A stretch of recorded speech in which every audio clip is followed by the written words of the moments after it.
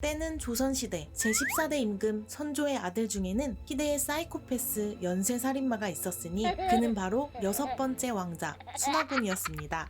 그가 저지른 놀라운 사건들을 현대의학의 관점으로 진단하면 사이코패스 혹은 반사회성 성격장애와 정확히 맞아떨어진다는데요. 수많은 사람을 이유 없이 때리고 살인하는 행위를 즐기던 그는 고귀한 신분을 타고난 사이코패스 살인마였습니다. 흔히 사이코패스가 그렇듯 순화군은 천성적으로 잔인한 기질을 타고났는데요.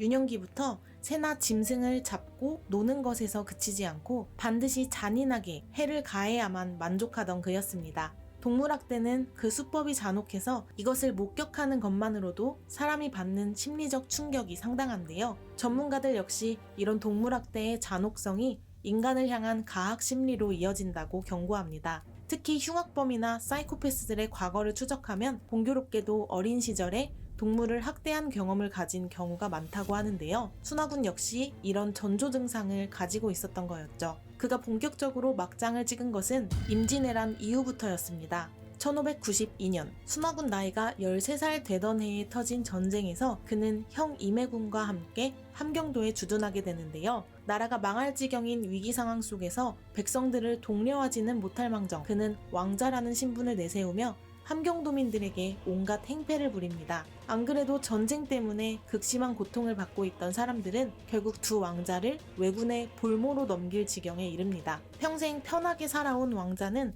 약 1년 동안 목숨을 부지하기 힘든 위기 상황에 놓였는데 이런 상황이 그의 포악함을 더 악화시킨 건지 난동 수준의 행패를 부리던 그의 내면 속에서 본격적으로 살인 본능이 깨어나기 시작합니다. 그는 왜군의 소나기에서 겨우 벗어난 후에 궁으로 바로 돌아가지 않고 칭계라는 곳에 머물렀습니다. 이곳에서 순화군은 무수히 많은 이들에게 잔인한 형벌을 가합니다. 1599년 순화군이 이웃 사람을 구타해서 죽였는데 피살자 쪽에서는 왕의 아들에게 감히 소송을 제기하지 못했고 사건을 인지한 관원들 역시 입을 다물었습니다. 1599년부터 시작된 이 이유 없는 살인은 40여 명의 무고한 희생자를 낳게 됩니다. 이제 그는 매년 10명 가까이 되는 사람들을 죽이는 연쇄살인마가 된 것입니다. 형인 임해군이 주로 권력층을 상대로 비리를 저질렀다면 순화군의 행각은 그 종류가 좀 달랐습니다. 그의 범죄는 주로 가난한 노비, 하인, 천민들을 비롯한 힘없는 백성들을 향하고 있었습니다. 사회적 약자들만 골라 폭행, 강간, 살인을 저지르는 전형적인 악질 살인마였던 겁니다. 조정 대신들은 그의 악행을 두고 볼 수 없어 끝없이 상소를 올렸지만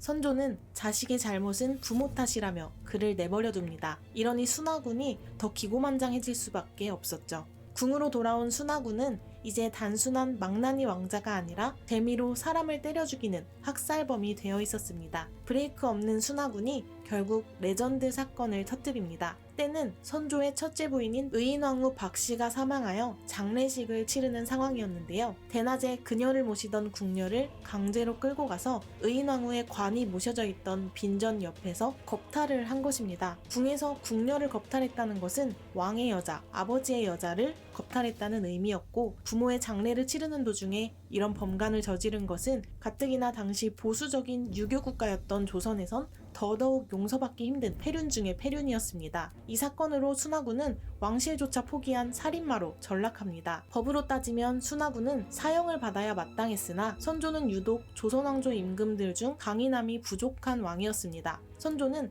나라에 충성한 의병장도 죽이고 이순신 장군도 죽이려고 했지만 자신의 폐륜무도한 아들은 너무 감싸고 도는 경향이 있었죠. 신하들은 왕이 아끼는 왕자를 함부로 사형시킬 수 없었습니다. 결국 순화군은 그리 멀지 않은 수원으로 유배를 가는데요. 하지만 유배지에서도 그의 질주는 끝나지 않았습니다. 수원의 향리들을 죽을 지경까지 폭행하고 이런저런 사건을 일으키며 날뛰는 바람에 수원부의 재정은 바닥이 났고 그에게 맞아 죽은 사람은 셀 수 없을 정도였습니다. 망나니 왕자 하나 때문에 수원부의 행정이 마비가 됩니다. 하지만 왕실에서도 포기한 그를 지방 관리들이 감당하기란 어려웠습니다. 벌을 강화한답시고 담장을 높이 에워쌌으나 문을 열고 그냥 나와버리는 그를 제지할 사람은 아무도 없었습니다. 그는 봉쇄된 집의 담장을 빠져나와 백성들에게 온갖 행패를 부립니다. 읍내에 사는 백성을 별 이유도 없이 잡아다 두들겨 패고 옷을 불태우는 일이 허다했습니다. 음식이 변변치 않다며 음식 담당 노비의 집에 불을 지르고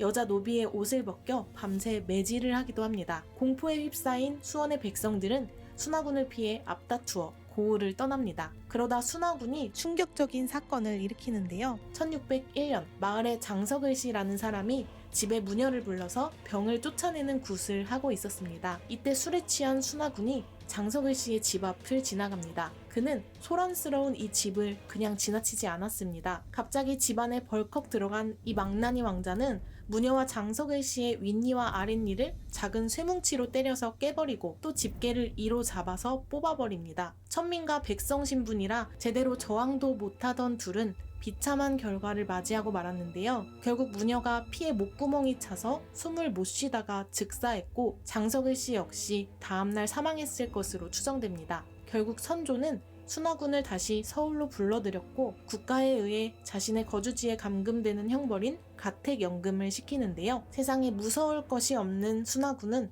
또 집에서 빠져나와 아무나 잡아 죽입니다. 이제 선조는 금익은 무사를 보내서 순화군이 빠져나오지 못하게 단단히 감금시키는데요. 결국 하늘이 벌했는지 집에서 감금 생활을 하던 순화군이 풍을 맞고 쓰러져 병상에 있다가 몇 년 뒤 28세의 나이로 요절합니다. 선조실록을 기록한 사관이 이런 기록을 남겼습니다. 사관은 이같이 논한다. 임금도 이를 억제하지 못하니 다른 사람이야 어찌 논할 수 있겠는가. 하나의 왕자를 죽이는 것은 진실로 차마 할 수 없는 것이긴 하지만 백성은 무슨 죄인가. 연쇄살인마 왕자를 엄하게 통제하지 않은 선조를 당대의 여론이 어떻게 바라보았는지 추측할 수 있는 부분인데요. 임금의 잘못된 자식사랑으로 수많은 백성들이 공포에 떨어야 했습니다. 나라가 잘 돌아가기 위해선 윗물인 사회 지도층에서부터 도덕적 책임을 잘 실천해야 하지 않을까요? 구독, 좋아요, 댓글은 영상 제작에 큰 힘이 됩니다. 원하는 주제가 있으시면 언제든 댓글로 신청해 주시기 바랍니다. 감사합니다.